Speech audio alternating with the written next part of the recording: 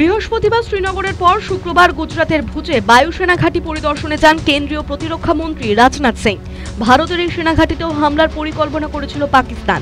এদিন ভাষণ পর্বের শুরুতেই ভারতীয় সেনাবাহিনীর সাহসিকতার প্রশংসা করেন তিনি। অপারেশন সিন্দুরের সাফল্যে তাদের অভিনন্দন জানান। সেই সঙ্গে ভারত পাক যুদ্ধে মৃত জওয়ান ও সাধারণ নাগরিকদের প্রতি শ্রদ্ধা জ্ঞাপন করেন তিনি।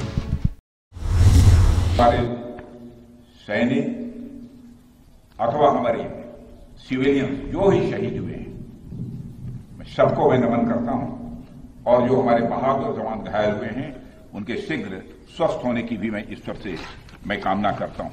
और ऑपरेशन सिंदूर के दौरान जो कुछ भी आपने किया है, समस्त हिंदुस्तानियों को, चाहे वो भारत के रहने वाले हों अथवा दुनिया के दूसरे देशों में रहने वाले हों, सभी गौरवान्वित हुए हैं।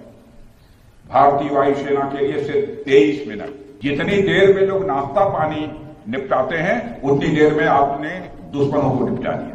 पाकिस्तान को रात के अंधेरे में दिन का उजाला दिखाई है। इस प्रकार भगवान राम ने अपनी भुजाओं को उठाकर धरती को राक्षस विहीन करने का प्रण लिया था, ठीक उसी प्रकार श्री राम के आदर्शों का पालन करते हुए हमने भी आतंकवाद को जड़ से समाप्त करने का संकल्प लिया है।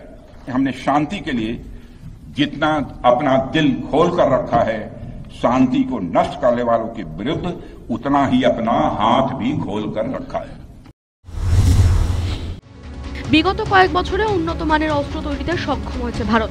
আধুনিক ভারতের যুদ্ধনীতি ও টেকনোলজি দুটোই যে বদলে গেছে, ভারত পাক যুদ্ধে গোটা বিশ্ব তা জেনে গেছে বলে জানিয়েছেন কেন্দ্রীয় প্রতিরক্ষা মন্ত্রী। यह संदेश है कि अब भारत केवल विदेशों से इंपोर्ट किए गए हथियारों और प्लेटफॉर्म्स पर ही निर्भर नहीं है, बल्कि भारत में बने अस्त्र और शस्त्र भी हमारी सैन्य शक्ति का अब हिस्सा बन चुके हैं। अब भारत में बने और भारतीय हथियारों से बने हथियार भी अचूक और अभेद्य हैं। यह पूरे विश्व ने देख लिया है। ब्रह्मोस मिसाइल की ताकत को तो पाकिस्तान ने खुद स्वीकार कर लिया है। আন্তর্জাতিক মুদ্রা ভান্ডার বা IMF পাকিস্তানকে $100 কোটি ঋণ দেওয়ার সিদ্ধান্ত নিয়েছে। এই বিষয়টি তাদের আরেকবার বিবেচনা করা উচিত বলে জানান প্রতিরক্ষা মন্ত্রী রাজনাথ সিং। তার মতে এই বিপুল পরিমাণ টাকা ইসলামাবাদ সন্ত্রাসবাদী কার্যকলাপে ব্যয় করবে। मगर पाकिस्तान फिर से इस कोशिश में लग गया है कि ध्वस्त हुए आतंकी ढांचे को फिर से खड़ा किया जाए। नेशनल मॉनेटरी फंड IMF द्वारा, जो कि एक इंटरनेशनल ऑर्गेनाइजेशन है, उसके द्वारा इनडायरेक्ट फंडिंग इसे नहीं माना जाएगा। मैं दुनिया के लोगों के सामने यह सवाल रखना चाहता हूं।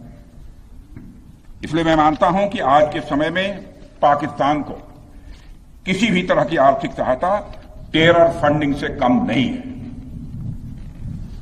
भारत यही चाहेगा कि IMF पाकिस्तान को अपनी $1 बिलियन की असिस्टेंस पर वह पुनर्विचार करे और आगे भी किसी भी तरह की सहायता देने से IMF परहेज करे।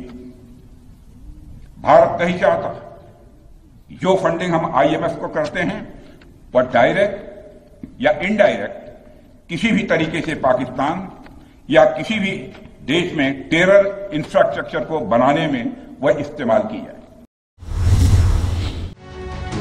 চলতি সপ্তাহে পাঞ্জাবের আদমপুর বিমান ঘাঁটি পরিদর্শন করেন প্রধানমন্ত্রী নরেন্দ্র মোদী। অপারেশন সিন্দুরের সাফল্যে জওয়ানদের অভিনন্দন জানান। এরপর বৃহস্পতিবার শ্রীনগরে ও শুক্রবার গুজরাতের ভুজে বায়ুসেনা ঘাঁটি পরিদর্শন করেন কেন্দ্রীয় প্রতিরক্ষা মন্ত্রী রাজনাথ সিং। News time.